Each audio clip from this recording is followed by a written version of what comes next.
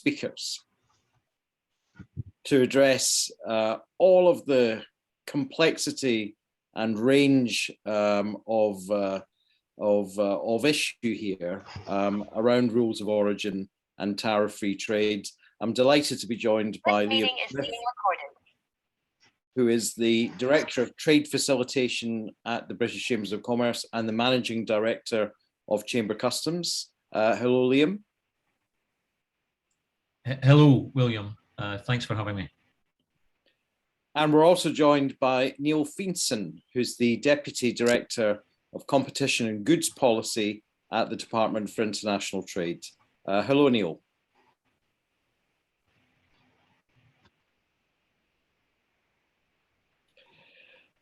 Just a couple of housekeeping notices before we hear from our speakers. So firstly, this webinar will be recorded and it will be available to watch on demand. Hello, William. Thanks for having me.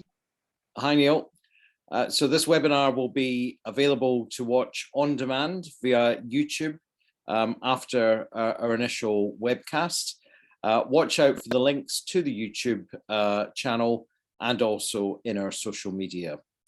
And we're really keen to get a wide range of questions in this webinar for a brilliant panel to answer. And if you could insert your questions in the Q&A box, and we will answer them once we've heard from our speakers. So this subject is, of course, very familiar to those of you who've been trading prior to EU exit with the rest of the world. You're very used to handling rules of origin and specific product-specific rules of origin, preferential, non-preferential rules of origin. But of course, for many companies, this was a novelty in terms of the end of the transition period and when the EU-UK Trade and Cooperation Agreement came in, which introduced zero tariff trade on qualifying goods subject to the rules of origin. And we're also seeing the UK now making trade deals with other partners such as Australia and New Zealand, where zero tariff trade is at the heart of those. So no better time to discuss rules of origin and what they mean for claiming tariff preferences than this. I'm really delighted that Neil Feenson from the Department for International Trade is joining us this afternoon. And now it's over to you, Neil.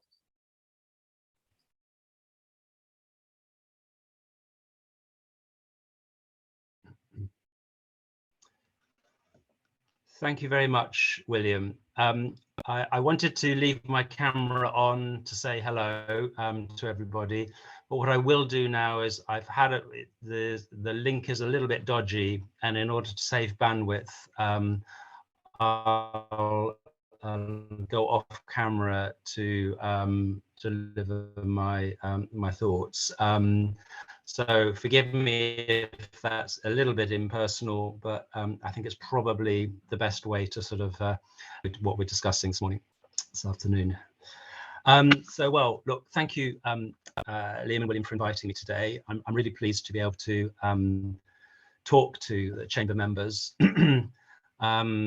As you might imagine, the past few years surrounding Brexit have been quite fraught for a trade department, coming from establishment and setting up, and I think there is a risk we have become a little bit introverted. So I'm very happy to be able to try and get out and about a little bit more now, and now that we're in more measured, I wouldn't say calm times, but more measured times.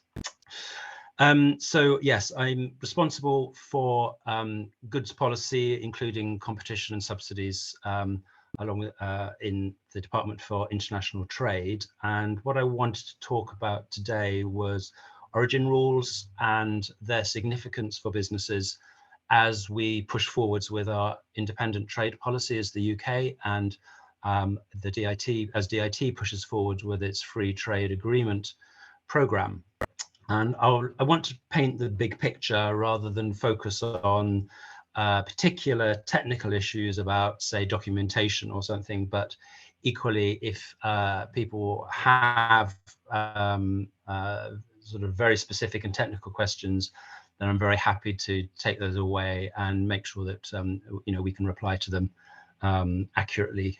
It's not always webinars not always the easiest way to explain sort of fine nuance.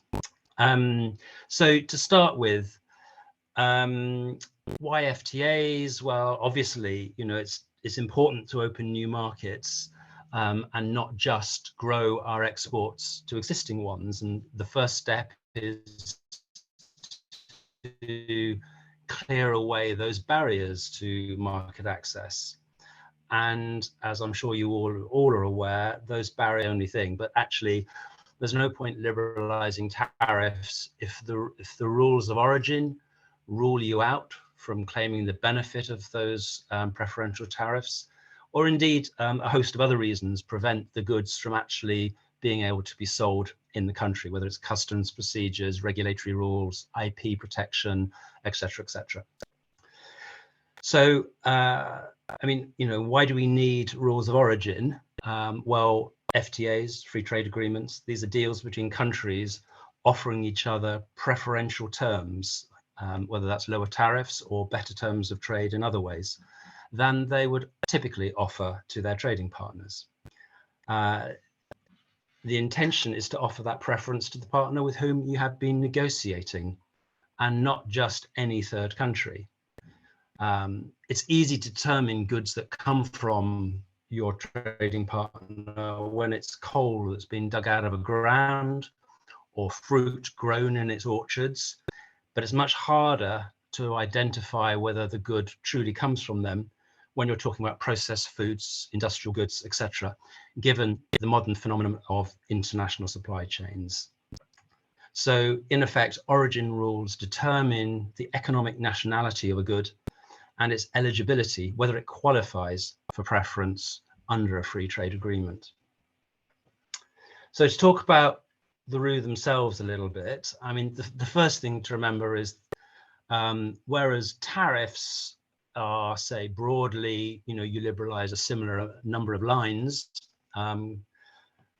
typically in an agreement, tariffs can be different. A particular product can have tariffs one way, can be higher than tariffs the other way. This is not the same for RU, where RU typically, you can have exceptions, of course, you can negotiate anything if you really want to, but typically RU are the same for both parties and for trade in both directions. This means that when we are negotiating them, what we are doing in effect is to balance the UK's offensive interests with its defensive interests. What do I mean by that? Well, the offensive interest is to negotiate origin rules that allow UK businesses to benefit from preference under the new FTAs as easily as possible. Our defensive interest is to ensure that we are limiting the preference we offer for imports to goods genuinely coming from another country and not from a free rider, a third country who are able to, you know, divert their goods through that country and then onto us to claim preference, thus sort of circumventing our tariffs. So we need to balance those two interests. And it's not just the interests of exporters, therefore, that we're taking into account, but those of domestic producers who might face those sorts of imports and might suffer. So I think it's interesting to link this to the nature of the economy that you are negotiating with. India is a very interesting case in point right at the moment. We're negotiating with India for a free trade agreement. And we want, as we always do, we want fairly liberal rule that will permit the exports of UK firms with an international supply chain to qualify for preference in India. So that means companies that might import inputs to their produce from, say, Europe or from America, that those products will nonetheless, when manufactured in the UK, will be deemed to be sufficiently transformed to constitute a UK product and be recognized as a UK product by India. India, on the other hand, with a larger, much less open domestic market, with less diverse supply chains internationally, they are therefore seeking much more restrictive and illiberal route. They are more concerned about their defensive interests, if you like. So that is one area of the Indian negotiations where the essential differences in the economies between the two countries mean that rules of origin will become quite a hard fought over area. And it's going to be quite interesting and quite challenging to get what we want in that space. So this point of balance, I mean, another example might be in our deal with Japan, where our rules of origin for cars were pitched extremely carefully so as to permit trade between our two countries, but to avoid, as it were, avoid any large-scale influx of Chinese content through Japan into the UK. Now, I'm not at all suggesting that is necessarily a sort of a commercial reality. I don't know enough whether that is really something to be worried about, but I'm just trying to illustrate conceptually what are the sorts of risks that you might want to worry about. And we are very concerned about our own economic integration with Europe as the UK on leaving Europe. But equally, other economies can be deeply integrated with neighboring economies. Think of Japan, Korea with China. You can think of Mexico, Canada with US, etc., etc. So it's always going to be a balance, that point. And I'll come back to the complication, the complexities of EU exit for rules of origin for the UK. So just to sort of round that point off, I suppose I'd say for a UK company, the right route in an FTA can both ensure preferential access to overseas markets and enable you to have the widest choice of inputs as a UK producer in terms of places that you can source your inputs, and hopefully the cheapest places. And I think gaining access to a market, or preferential access to a market, is great, and of course really supports export growth. But it is this second piece which can also bring significant advantage to UK exporters.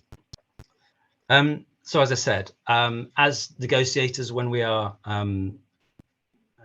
discussing this with our trading partners, we're trying to balance these two interests, and we do this not at a whole economy level really, but sector by sector, and sometimes product by product. And this really is where we need to understand the UK business really well. That's where we are heavily reliant on organizations like the BCC and its members. We can draw on, HMRC has some incredibly useful, albeit confidential, firm level data that tells us sort of, or helps us piece together what the supply chains are in particular sectors, and therefore where the UK's balance of interests between defensives and offensives in origin, where that balance lies. We also work extremely closely with the sector teams in BAYS and in DEFRA, and draw heavily on their sectoral expertise. So if sometimes it feels like DIT is not reaching out sufficiently, or you don't speak enough to us, do remember that we sit behind and alongside BAYS and DEFRA in all of their contacts. And in fact, we couldn't do our job without them, because there's no way we could cover the whole economy in the type of expertise and depth that they do. But we always welcome engagement from business, contacts, intelligence about what really matters to you in a given product and a given negotiation. It can be very fact and situation specific, these things.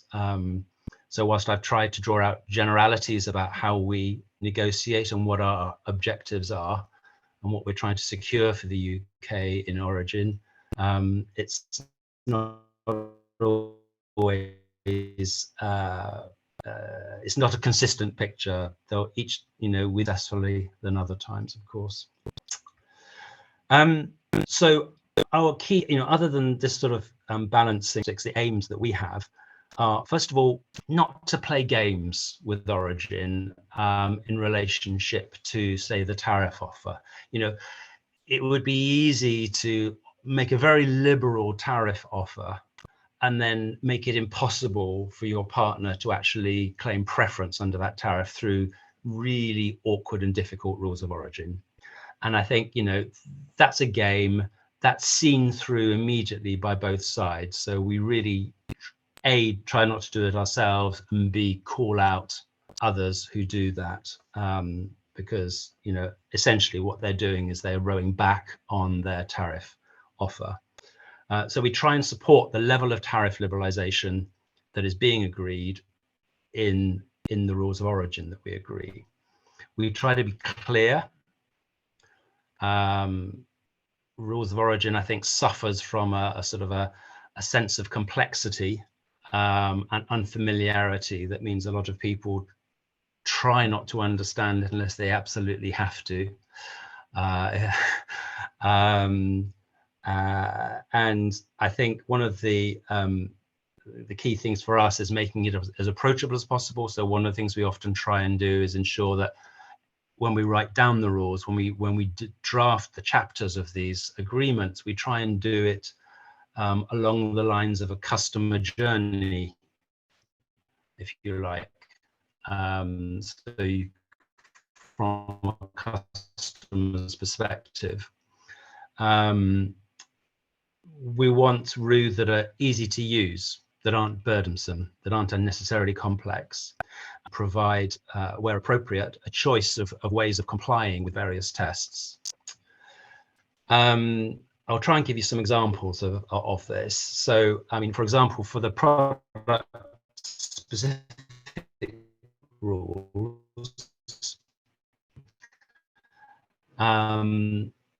we want type of rule, or indeed a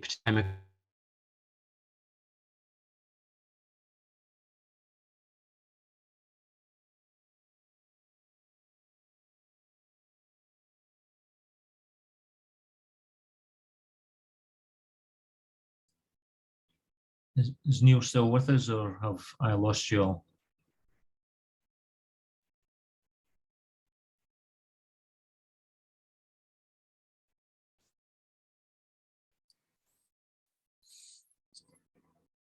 Yeah.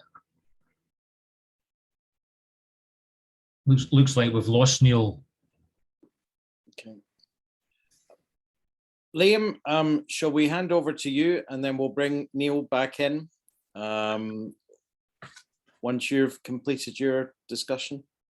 Yeah, I'd be happy to do that. And in fact, some of the things that, I'll talk to may indeed cover some of the discussion that Neil's having right now. Let me just share my screen, and hopefully I'm going to move into presenter mode just in a second, I think. Yeah, I am. So just to talk to some of those points, I may well jump around a little bit, but I'll get back to what Neil was talking to. But just I wanted to explain to people on the call how we talk trade at British Chambers and Chamber Customs. We're very connected to people like Neil and his colleagues in the Department of International Trade, political stakeholders. Through the International Chambers of Commerce, we also connect into organisations like the World Trade Organization, and we work with other trade bodies too, particularly in those fora, so that we build consensus from UK. And we're also members of a number of other consultation groups that help promote the world of trade from a UK perspective. There's lots of new border controls. I'm not going to dwell on this, but I've left these in the presentation just to prompt people when you receive it, that just to make sure you're fully tuned with what has changed since the 1st of January 2022, because it wasn't just in Brexit Day that things changed. We had a lot of easements over the first year post-Brexit that allowed, for example, summary declarations to be made. Those are all gone now. So all of your duty and tariffs must be declared at the point at the moment of import. You can't delay any longer, and you require full customs declarations for everything. And VAT can be delayed until your next VAT return if you're applying postponed VAT accounting. But certainly our research tells us that businesses tell us that trading conditions remain difficult. You know, not just the backdrop of Brexit and a pandemic, but actually the paperwork that's involved is much more, particularly for those traders that only traded within the European Union, the single market, compared to when we were in the EU and single market. And a few things just to point out: the easement and supplier declarations has expired. So whilst you are importing goods from other countries, you do need to be able to evidence your entitlement to tariff-free trade if you are benefiting from those preferences. And that's a number of ways that you can do that, and I'll come on to talk about that later.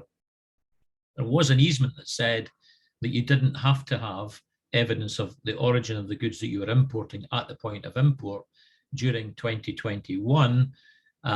What it didn't say was that you never had to have that evidence. So if you haven't been collecting the evidence for 2021, it would be a good time for businesses to start ensuring that they have that evidence from their suppliers in case of any requests from HMRC to prove your entitlement to preferences gained during 2021. And of course, you must have the evidence of your entitlement to a preference at the point of import today. And also the easement on supplementary decks is now gone.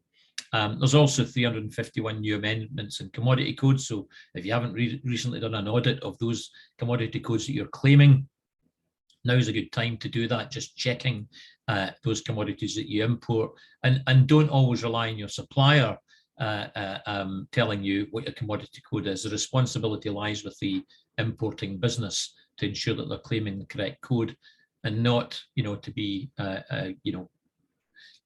blunt about it, claiming that garlic is apples when garlic attracts a higher tariff than apples do, just as an example. And there's now GVMS, which is operating, not always efficiently, but it is operating now, and you have to have goods movement reference for goods bringing into the UK. So turning to the subject of today's webinar, which is about rules of origin, tariff-free trade. I'm going to start with the tariff-free bit.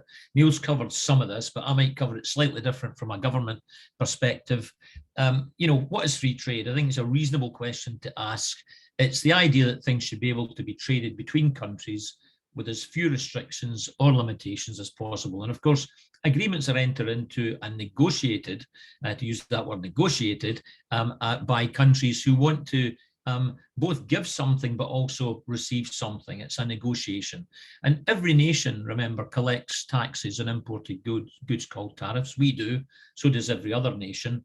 And that's the leverage, if you like, that countries use to give away free tariffs for certain goods that they're going to import in return for the other country giving tariff-free access to the goods that we're going to export. There's also some goods in tariff-free trade that are subject to quotas, so they're tariff-free up to a point. The most common one that we would see traded in the UK import would be probably steel in terms of value and volume, where we have tariff-free quotas on classifications of steel from EU and other countries. And after the tariff-free quota is used up, then people importing subsequently have to pay the full tariff. And then there's the opportunity for the government to place restrictions on some goods coming into the country or being exported for the country on security grounds. So there you would think of, nuclear fuel, export of some goods that could be dual use, and of course defence systems and the like, where they would be subject to other controls. But ultimately, free trade agreements have the effect of removing or reducing some or all of those restrictions. What else do free trade agreements do? I think it's important to recognise it's not just about the trading goods. They do promote peace. There's, that's writ large right now with the sanctions and tariffs being imposed on Russia and Belarus as a result of the invasion of Ukraine. So, typically when companies or countries rather reach free trade agreements, they are a promoter of peace. They certainly connect countries, they promote core outputs, they promote trade and so on. And typically they'll deliver economic growth for the parties of a free trade agreement. They generally include in those negotiations matters of security and shared security work. They do promote prosperity and therefore trust. And they're sometimes also about aid, so aiding some countries in certain aspects of the way that they do business, as well as delivering on trade. And for businesses, they certainly make it easier to get your goods across borders, to be more competitive. If we can sell tariff-free trade into a country, or components and goods and so on, then we compete much more effectively with another country that doesn't have a free trade arrangement. They also improve the movement of people, and often, goods are exported to a country alongside the people that might assemble or implement those goods and make them operable. So they help in that way. And then when it comes to services, the flow of data, the flow of money, the mutual arrangements on taxation, for example, can really help businesses to trade much more effectively around the globe. Turning to rules of origin, they're always written into every trade agreement. They are typically a fairly substantial part of that trade agreement. The TCA, for example, those chapters on rules of origin extend to 50 pages, so they can be pretty complex in describing exactly what's meant in terms of origin. Rules of origin tend to protect a country's core production, but also ensure that we can trade lots of our goods, but they will protect core production, whether that's agriculture or steel production or defence systems, whatever it happens to be. And they do reduce import tariffs on goods that we want to trade freely, typically. And I've already mentioned we can set quotas. Whether we set those quotas for goods that we trade with a number of countries.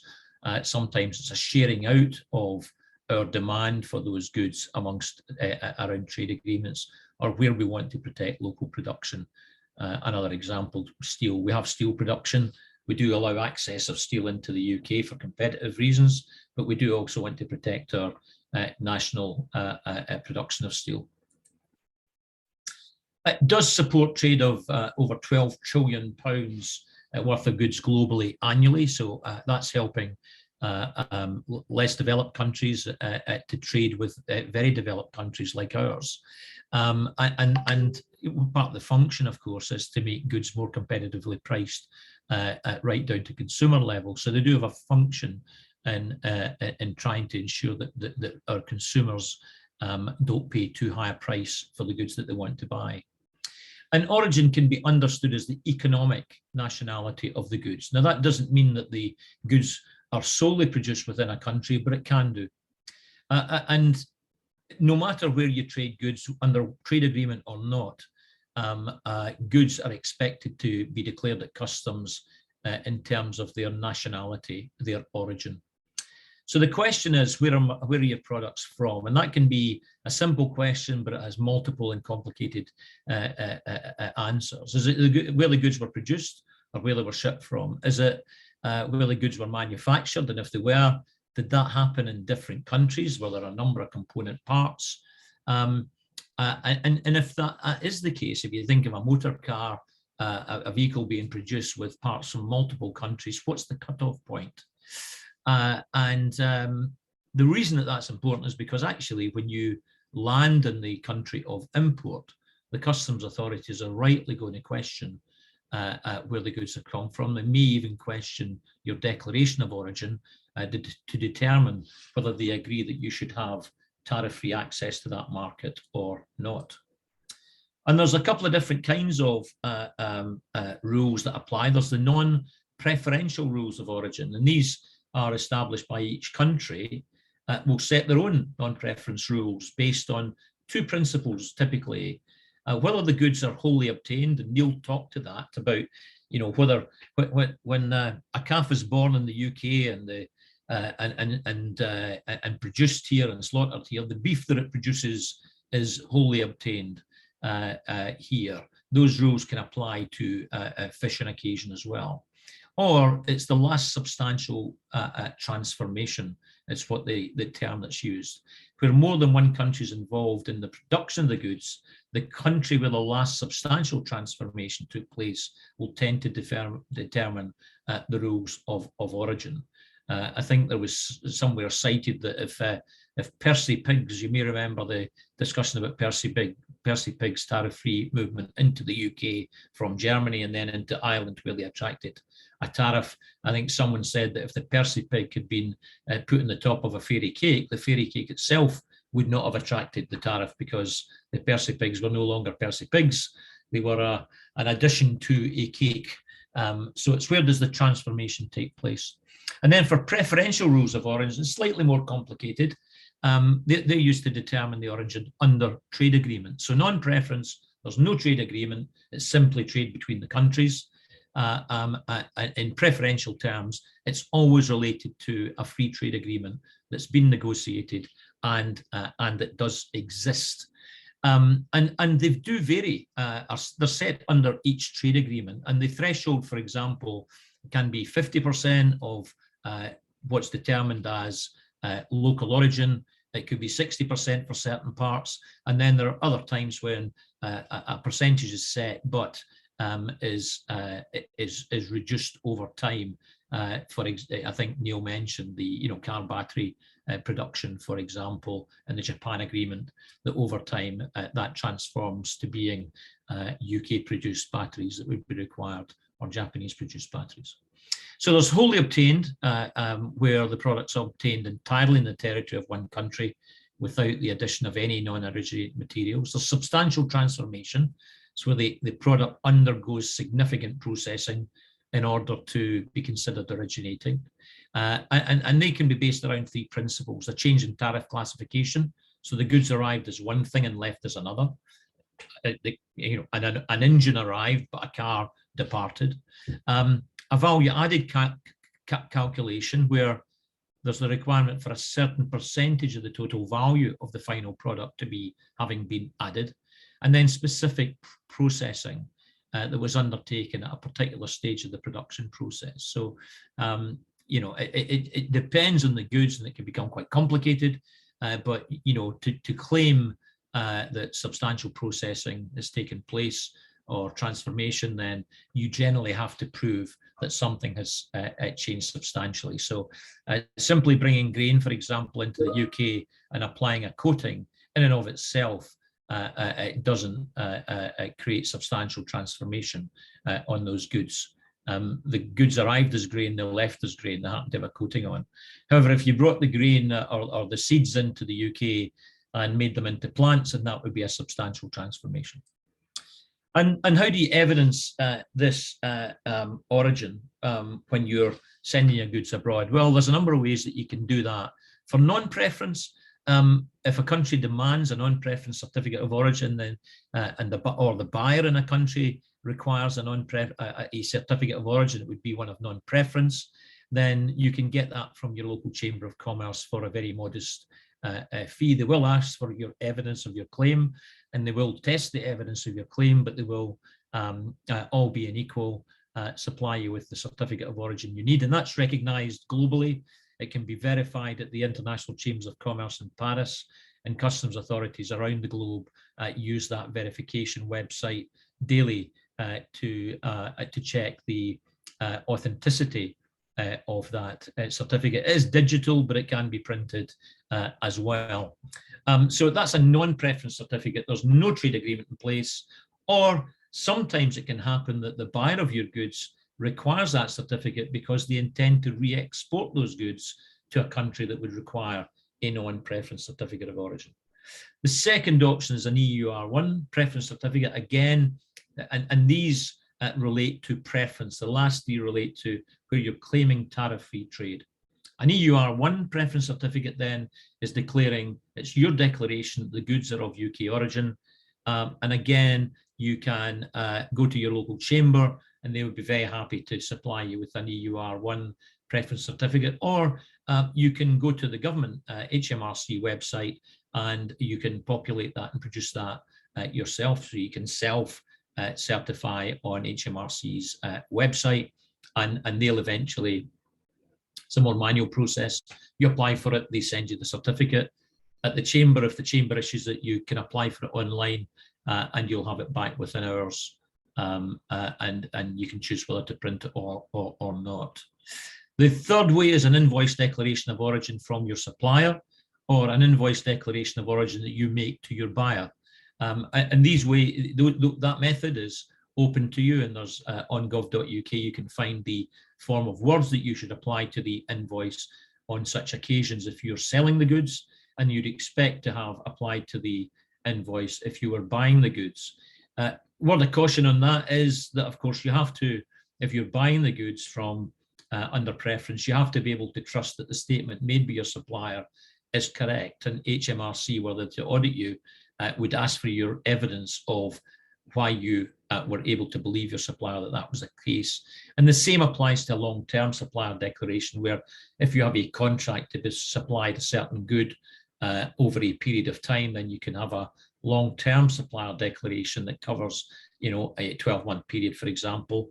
You would be expected to review the origin on a long-term supplier declaration, just in case the goods that you're buying have changed their country of origin, i.e. they're not made by your supplier or manufactured by your supplier, but they're bought and resold by your supplier. Just to turn briefly, if I can, William, to Chamber Customs and what Chamber Customs does. We have a team at Chamber Customs who are expert in the complexities of international import and export. We know how to do this stuff. And we're talking about origin here and free trade agreements, but the point at which you import or export, Chamber Customs teams across the country can help you to make those customs declarations, and of course, make sure that your declarations and claims of origin are robust, can be found, and that you understand what you need to do. All of our companies that work with us typically have a compliance at the forefront of their mind. They want to do things right, and we help them to do that in an efficient, speedy way. And we have technology that can help to make that happen. And we support businesses of every scale and size, from the very, very large who are making declarations in multiple every day, to the very small who are exporting or importing once a month. We're happy to help whoever. We can also offer you advice, technical advice on what you're doing, or review of what you're doing in order that you can get it right.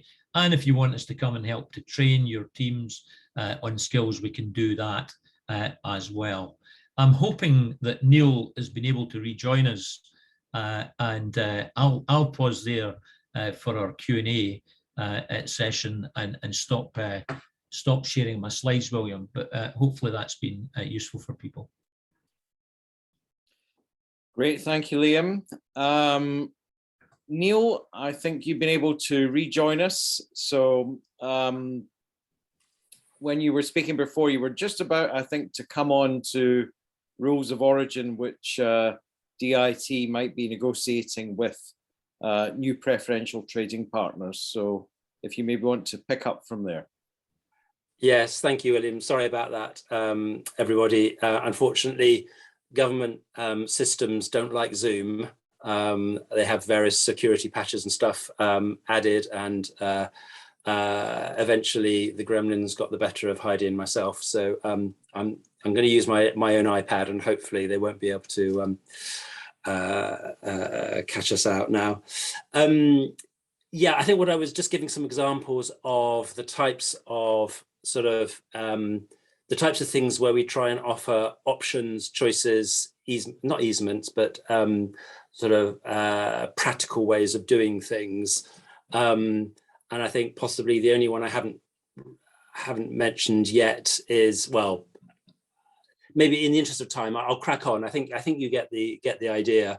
We're all about trying to sort of find sensible ways of demonstrating the underlying point in some of these rules, rather than a sort of a negotiating a formalistic single route that you absolutely have to jump through every hoop in exactly the way described in order to comply. I mean, don't get me wrong, it still is a bureaucratic process. There's no escaping that, but we are doing our best to make it a sensible one and a sort of a flexible one. I think that the only other thing, sort of area I really wanted to cover a little bit more on was just to say a word about what happened when we left the EU and what that meant for rules of origin, because it was, as you can imagine, after 40 years of being in the EU, there was a lot of EU integration, a lot of EU supply chains, and those goods coming into the UK were not necessarily, or rather, you know, the extent of that integration meant that some of our exports had really quite low levels of pure UK originating content. Which meant that potentially a lot of businesses would face a cliff edge if they were already exporting, or wouldn't be able to start exporting under preference, at least. So I think slightly blowing our own trumpet, this was not straightforward. This was very difficult.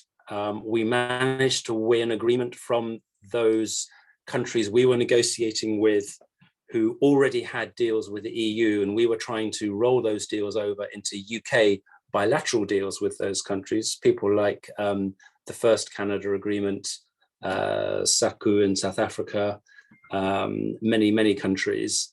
But what we got was an agreement that we could count EU content as UK content under those agreements. This is a big deal, frankly, and obviously you don't hear about it because it's a bit sort of nerdy and a bit complicated, but in real life terms, it was a big deal and it was unprecedented. The fact that it was unprecedented means that some partners have tried to wriggle out of it, and we're having some interesting discussions with a few partners, and we have a few potential solutions we can sort of use to patch that up there.